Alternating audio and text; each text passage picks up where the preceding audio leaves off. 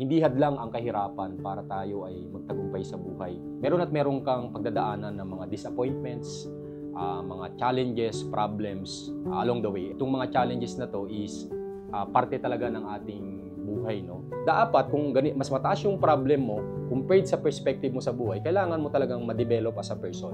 Kaya diyan dumarating yung personal development na mag-grow ka more than or bigger than your problems. Kung continuous ka nagtatanim, alam mo in the future magkakaroon ka ng harvest. So kung ginagawa mo yung best mo every single day, yun nga kasama na yung continuous improvement yan, mag-accumulate yung through time, so you will become a better person, you will become a stronger person, at kapag naging better ka, magiging better na rin yung mga actions mo, and then magiging better din yung results mo at performance. Dapat every single day may natututunan po tayo. So we strive for continuous learning and continuous betterment. Welcome to Realty Realities. I am Ralph Roger Tagaw. And I'm Jen Tagaw, Ang founder ng RRCT Realty. Samahan niyo po kami sa pagdidiscuss ng mga real estate topics at buhay ng mga real estate agent. At para sa ating unang episode, ating alamin ang naging experience ng ating head broker na si RRCT sa loob ng 12 years sa real estate industry. Tara at umpisahan natin ang ating talakayan. Good morning. Good morning. Para sa ating unang katanungan, pwede mo bang i-share sa ating mga viewers ang iyong personal background? Good morning po sa ating lahat. Again, ako po ulit si Ralph Roger Tagaw. Lumaki po ako sa mahirap na pamilya and ako po yung eldest among 6 siblings. Yung ating entire school days, no, mula elementary hanggang college, yan po talaga yung masasabi natin na sobrang hirap din ng buhay. So, in fact, sa atin pong pamilya, ako yung first na college graduate sa aming pamilya. Kumbaga, tayo yung first generation na nagsumikap para tayo ay magkaroon ng profession. At sa case ko nga po, ay gumraduate po ako ng accountancy. And masasabi ko na hindi hadlang ang kahirapan para tayo ay magtagumpay sa buhay. Bagkus ito ay dapat nating gawing motivation, gawin nating inspirasyon ang mga pinagdadaanan natin para ma-achieve natin yung ating mga dreams sa buhay. At we're very grateful sa ating Poong May Kapal na sa tagal din ng panahon ay lahat kami na magkakapatid ay professionals na. At makikredit ko yon sa aking mga magulang, sa continuous support nila na kami po ay pag-aralin. Then of course, syempre, yung amin ding mga individual na desire para makatapos ng pag-aaral. Yun yung mga naging way para may mga taong tumulong sa iyo sa iyong journey sa time ng mga challenges, sa mga personal challenges. At yun yung pinagpapasalamat natin sa Poong May Kapal na despite ng poverty, na lumaki tayo sa poverty, nakatagpos tayo, nalampasan natin yung mga pagsubok na naranasan natin sa buhay. At para naman sa aking pangalawang katanungan, ano ba yung naging work mo dati bago mo pinasok ang mundo ng real estate? Gaya nga ng aking nasabi sa aking background na ako ay graduate ng accountancy at fortunately nung 2005 ay nung nag-exam po tayo, board exam for CPA board, ay pumasa naman po tayo, no, at yung naging career po talaga natin ay una sa auditing, no. So 3 years tayo na sa auditing as an auditor, internal saka external auditor. At marami tayong mga natutunan sa pagiging auditor, no. Hindi lang about sa finance, hindi lang about sa business, pero pagdating sa work ethic, kasi isa siguro sa mga talagang hinahangaan ko pagdating sa work ethic ang mga accountant, no. Kasi we can really work really hard, especially kung mga tax season, no, na talagang walang uwian yan.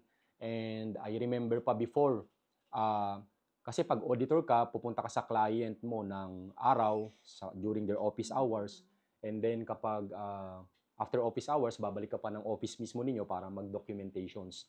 Kaya masasabi ko yung work ethic ng mga accountant talaga ay yun talaga yung isa sa mga hinahangaan ko, and yun yung nai-embody ko rin sa sarili ko.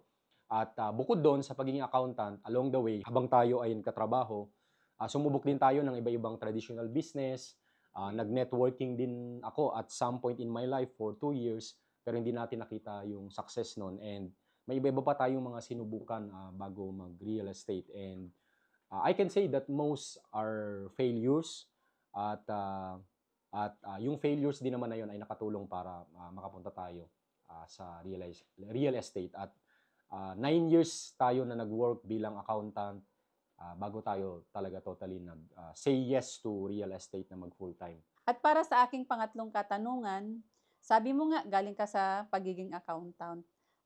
Ano ba yung naging motivating factor mo bakit mo pinasok ang real estate? Isa sa primary motivation ko talaga is more on sa financial aspect. Nakita ko kasi ang opportunity sa real estate. Siyempre bilang accountant, alam mo na kasi kumputin yung mga figures, no? At siyempre kung alam mo yung commission rate and ito yung kukomisyonin mo pag nakabenta ka ng bahay, alam mo nang kumputin. Halimbawa, kung 1 million ang price ng bahay, kung let's say 3% yung average na commission mo, so kikita ka ng gross commission income na 30,000 sa isang bahay. What if halimbawa makabenta ka ng let's say 5, kaya mong bumenta ng 5 sa isang buwan, so 30,000 times 5, that is 150,000. While syempre sa pagiging accountant, hindi naman tayo naging malaki talaga yung sahod, no? Although naabot naman natin yung pagiging finance manager position, pero hindi naman tayo aabot ng 6 figures talaga na salary, no? Sa ating kikitain sa pagiging accountant. At yun nakita ko sa real estate. And isang factor din dyan, yung nakita mo talaga yung demand. At isa sa mga, kung i-research nyo din, no, napakalaki ng backlog sa housing sa Pilipinas, especially sa affordable housing. Based sa article ng mga housing, mga housing website din, no, na merong 6 million backlog sa housing, 6 million units. Ibig sabihin, 6 million families yung wala pang bahay, may kapasidad na bumili ng bahay, pero hindi pa bumibili ng bahay. Kaya nga kung titignan mo, kung 6 million families o 6 million units ang backlog, ito yung demand pa talaga, no, na hindi nakikater. So kung 1 million per unit, that is 6 trillion worth of properties. Kaya napakalaki ng opportunity sa real estate. At nung nakita ko yung figures talaga na yun, parang nag-click sa akin, okay, maybe I will decide na talaga na mag full-time at i-focus to. Kasi 3 years din po ako nag-part-time sa real estate kasi nga nag-work, tapos ina-assess pa natin. And yun yung aking isa sa deciding factor, yung financial aspect at yung big opportunity sa real estate. Of course, syempre, isa na rin dito yung you can really do the real estate by working from home, yun na setup. So malaking factor yun kasi especially kung may family ka o kung meron ka ng anak na kung saan ay araw-araw nandun ka lang sa bahay, meron ka lang computer or meron ka lang internet or maybe cellphone lang, pwede ka nang mag-real estate sales and marketing na in that manner na hindi mo kailangang umalis, 'di ba? Hindi mo kailangang pumasok araw-araw. Kaya yun yung isa pang factor na yung freedom mo in terms of yung pag-devote mo ng time sa family, 'di ba? So isa yun sa factor. And of course, syempre, you live your life on your own terms. So wala nagdi-dictate sa iyo na ito yung gagawin mo or what, 'di ba?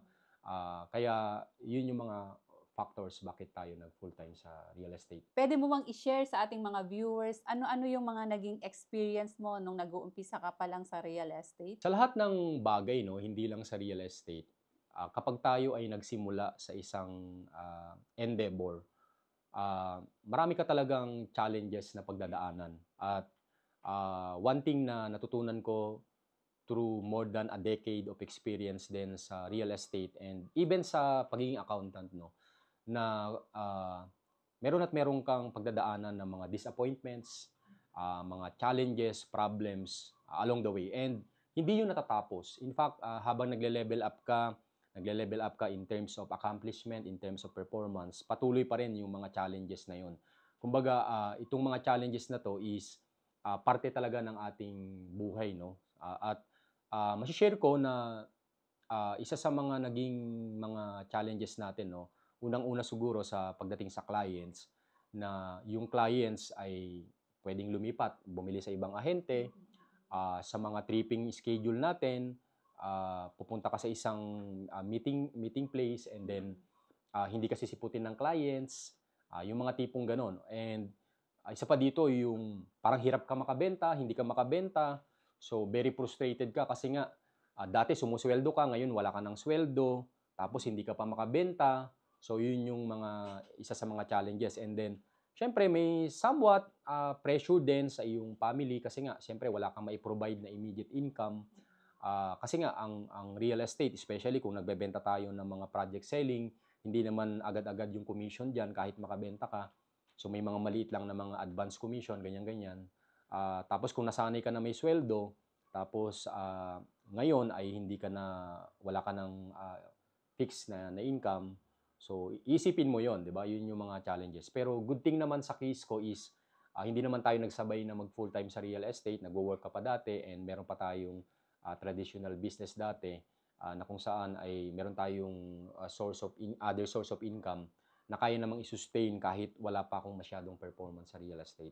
So yun, sa matagal din na panahon, no, yung siguro in the first 3 years talagang hindi ganun kaganda pa yung performance natin sa real estate.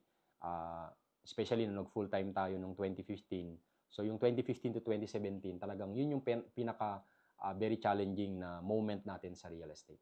And paano mo naman na-overcome yung mga challenges na na-encounter mo? Gaya nga ng sabi ko, no, yung mga challenges, problems kasi, disappointments, part na talaga ng buhay yan, no.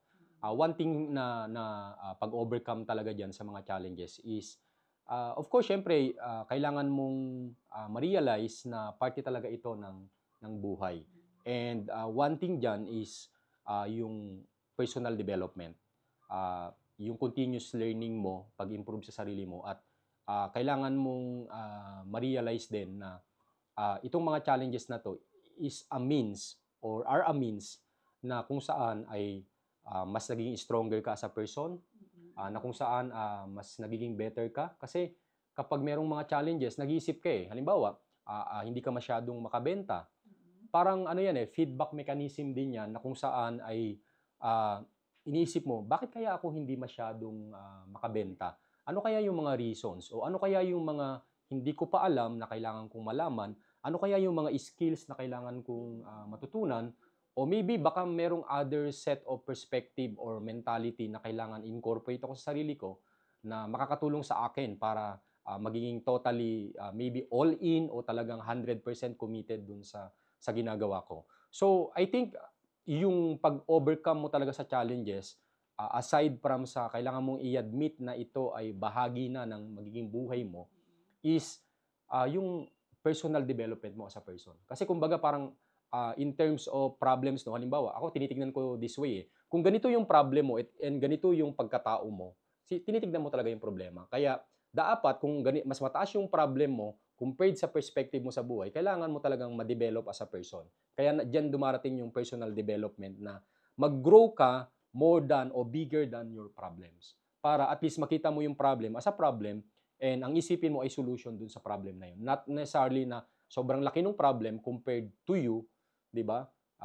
Which is dapat mas malaki ka o maybe you as a person o kumbaga sa perspective nga ng spirituality na you have a big God compared to the problems that you have. So ganun mo dapat tignan o you overcome yung mga problems or challenges. And para sa aking huling katanungan, ano naman yung ma-advise mo sa mga real estate agent para sila ay mag-succeed sa real estate? Ang tagumpay ay hindi yan immediate, no? Hindi yan kaagad-agad na mangyayari. At maraming combinations na kailangan mong gawin throughout your entire career from day one hanggang sa totally ma-achieve mo. In fact, kahit ma-achieve mo na yung certain level of success, tuloy-tuloy naman yun eh. Pero sa akin, ang ultimate formula of success talaga is, una, kailangan mo munang mag-decide exactly kung ano ba talaga yung mga gusto mo at bakit mo gustong ma-achieve yun. So, meaning to say, unang-una mong kailangan gawin kapag ikaw ay papasok sa mundo ng real estate bilang isang salesperson, ay establish mo muna yung big why mo. Ano ba yung mga reasons mo, bakit mo gagawin yung real estate? Bakit ka magiging real estate agents? So kasi ito yung magiging hunger mo eh.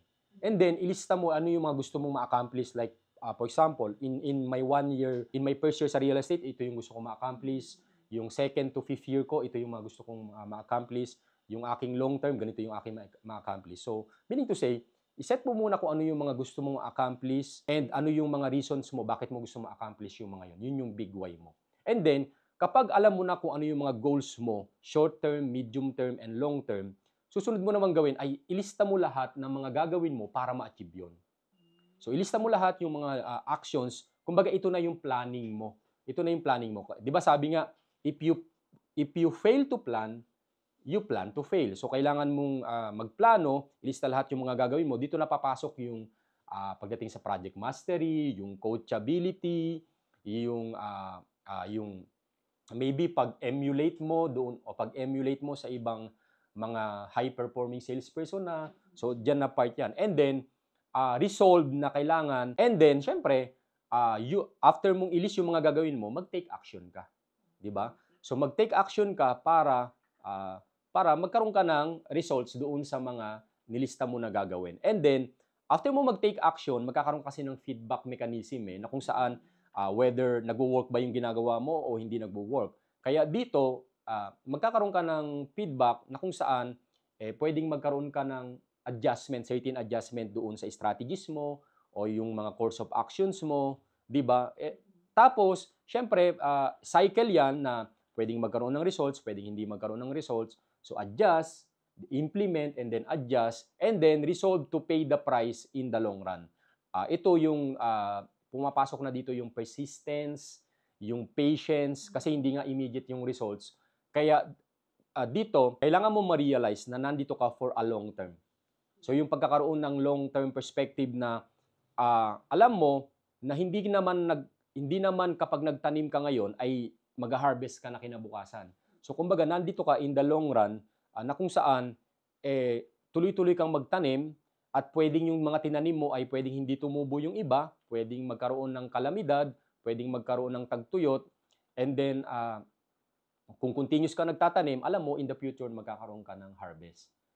I remember nga a story, no, yung if you know the story of the Chinese bamboo story na pagdating sa persistence and patience, makaka-relate tayo sa Chinese bamboo. No? Ang Chinese bamboo, wala kang makikita sa Chinese bamboo in the first 5 years. In the first 5 years na tinanim yung Chinese bamboo. Pero after 5 years, in just how many months, bigla na lang siyang tataas into how many feet yung Chinese bamboo. Kasi in the first 5 years, ang hindi mo nakikita is nag-grow ang Chinese bamboo below the ground. So, yung foundation ng Chinese bamboo is dinidevelop niya in that 5 years of time. Kaya sa atin, na mga nagsisimula talaga, ganun po ang ating sistema. Na in our first 3 years o first 5 years natin, nagde-develop ka pa as a person, di ba? Marami ka pang ini-improve na skills, yung right mentality, at yun ang nag-accumulate. So kung ginagawa mo yung best mo every single day, yun nga, kasama na yung continuous improvement dyan, mag-accumulate yung through time, so you will become a better person, you will become a stronger person, at kapag naging better ka, magiging better na rin yung mga actions mo, and then magiging better din yung results mo at performance. So wag lang natin kalimutan palagi na dapat every single day may natututunan po tayo. So we strive for continuous learning and continuous betterment. So yun yung aking ma-i-advise sa mga real estate salesperson or kung saan man kayong sales industry. Thank you sa panonood po sa aming pong first episode. And we hope marami kayong natutunan na new lessons na ma-apply nyo sa iyong buhay. Kung nakikita ninyo ang value dito po sa aming video, pwede nyo po i-consider na mag-subscribe or mag-follow sa amin pong social media accounts. More power and God bless!